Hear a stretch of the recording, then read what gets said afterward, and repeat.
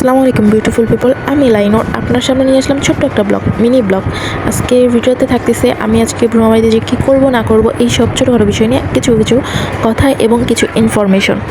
যাই হোক, আমার ব্লগ থেকে কে কে দেখতেছেন, কোথা থেকে দেখতেছেন অবশ্যই কমেন্টে বলে যাবেন।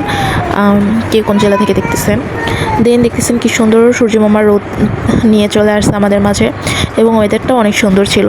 আজকে যেহেতু শুক্রবার, সবাই আজকে একটু ঘুরতে বের হবে, দেন কেউ আবার ডাক্তার দেখানোর জন্য বের হবে। যাই হোক, শুক্রবারে অনেক অনেক ডাক্তার আসে ভ্রমণবাড়িতে অনেক বিষয়ের। যাই হোক, তারপর আমরা চলে আসছিলাম পাকার মাথায়, এখানে এটাকে বলে আমাদের জায়গায় অটো স্ট্যান্ড। এখান থেকে সবাই অটোতে উঠে ঘাটপাড় এবং বিসমিল্লাহ বাজারে সবাই অটোতে উঠে। দেখতেছেন মাঠে অনেক সুন্দর করে আর কি বাচ্চারা ফুটবল খেলতেছিল, তাই একটা ভিডিও ক্যাপচার করে নিলাম। তারপর আমি চলে যাচ্ছিলাম ভ্রমণবাড়িতে, আর একটা মিনি ফ্যান কিনে নিয়েছিলাম আমি। এইটা আসলে এই গরমের ভিতরে আমাকে অনেক অনেক স্বস্তি দিচ্ছে। যেহেতু আমি একটু অসুস্থ, আর এভাবে বোরকা নেকাব হিজাব পরে আর কি বাইরে আসাটা অনেকটা টাফই হয়ে যায় আমার জন্য, কারণ আমার মেন সমস্যাটাই হয়েছে মাথায়। আর মাথায় সমস্যা হওয়ার কারণে আসলে এতটা পরিমাণে হ্যাভি পড়াটা আসলে আমার জন্য একটুখানি অসুবিধা হয়ে যায়। তারপরেও আলহামদুলিল্লাহ, আল্লাহর কাছে শুকরিয়া আদায় করি, আমি অনেক ভালো আছি। তারপর চলে গেলাম মাহবুব ক্লিনিকে, দেন ডক্টরের সাথে দেখা করে চলে আসতেছিলাম বাসায়।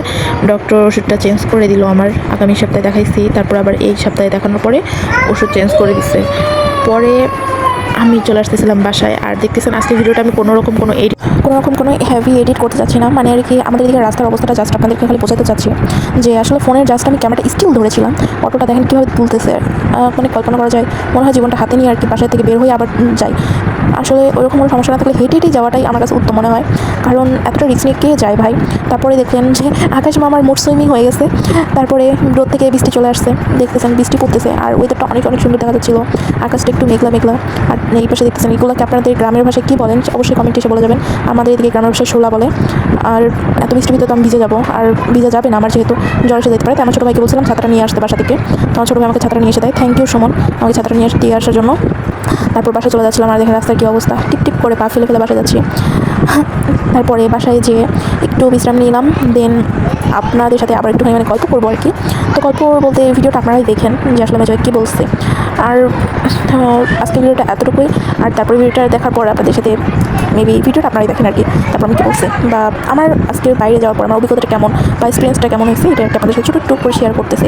আর কেউ এটা অবশ্যই আপনাদের এটা সম্পূর্ণ আমার পার্সোনাল একটা ওপিনিয়ন, অবশ্যই আমার পার্সোনাল ওপিনিয়ন দেওয়ার রাইট আছে, এই জন্য আমি দিচ্ছি। যাই হোক, আমার এটা ভালো লাগছে বিধে আমি দিচ্ছি। কেউ পার্সোনালভাবে এটা নেবেন না যে আসলে এভাবে অনলাইনে এসে মানে এভাবে বলার কী আছে এটার ভিতরে। এটা তেমন আমার কাছে মনে হয়েছে যে দেওয়া দরকার, তাই দিছি। আর এখানে অবশ্যই ভালো দিকটা দেখবেন, খারাপ দিকটা কখনোই দেখবেন না। যাই হোক এভরিওয়ান, আল্লাহ হাফেজ। আজকের ভিডিওটা এতটুকুই। ভিডিওটা দেখবেন অবশ্যই, আপনাদের কে কোথা থেকে দেখতেছেন আমার ভিডিওটা অবশ্যই কমেন্টে এসে বলে ফেললাম। এখন আমি এই যে ব্যাগটা যে ড্রয়িং করছে, এটা আমার একটা বান্ধবী করছে, ওর নাম হলো রাশেদা। ওই প্রচুর সুন্দর সুন্দর ড্রয়িং করতে পারে, এবং কি আপনারা চাইলেও করাই নিতে পারেন, কিন্তু আমার বান্ধবী তো একটু নকরা করবে, সমস্যা নাই। দেখেন আমি এই তো আপনার ভুঙাবাড়িতে যে ক্লিনিকগুলো বসে না, তো আর সরি ক্লিনিক আছে ভুঙাবাড়িতে, মাহবুব ক্লিনিক, ওখানে আর কি শুক্রবার করে ডাক্তার বসে, ওখানে গেছি। ফার্স্টে দিন যেদিন আমি গেছিলাম সেদিন ভিজিট দিয়ে গেছি, দেন আমার এক সপ্তাহের ভিতরে ওষুধের কোনো কার্যকারিতা আমি পাই নাই। সেকেন্ড দিন আমি গেলাম, যাওয়ার পরে আর কি আমাকে এই ওষুধগুলো দিচ্ছে, ঠিক আছে।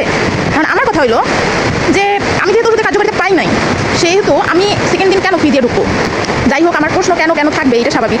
পরবর্তীতে আমি ডাক্তারের সাথে কথা বললাম, ডাক্তার আমাকে বললো যে আর মানে কি এরপরে যদি এই মানে ডাক্তার যে অ্যাপয়েন্টমেন্ট দিচ্ছে আমাকে এক সপ্তাহের, এর আগে যেন অ্যাপয়েন্টমেন্ট দিচ্ছে সেই ওষুধটা আমার কাজে লাগে নাই, বা আমি সুস্থ হই নাই, কিন্তু আমি ওষুধটা নিচ্ছি এবং কি খাইছিও। যাই হোক, এটা তো আমার মার টাকায় আর কি আমি করতেছি না, সব দেখা করতেছি, নিজের টাকাই করতেছি। আর আমার ভাইয়া এবং ভাবি আমাকে প্রচুর সাপোর্ট দিতেছে। বলবো না যে আসলে মানে টাকা পয়সা দিয়ে সাপোর্ট দিলেই সাপোর্ট হয়।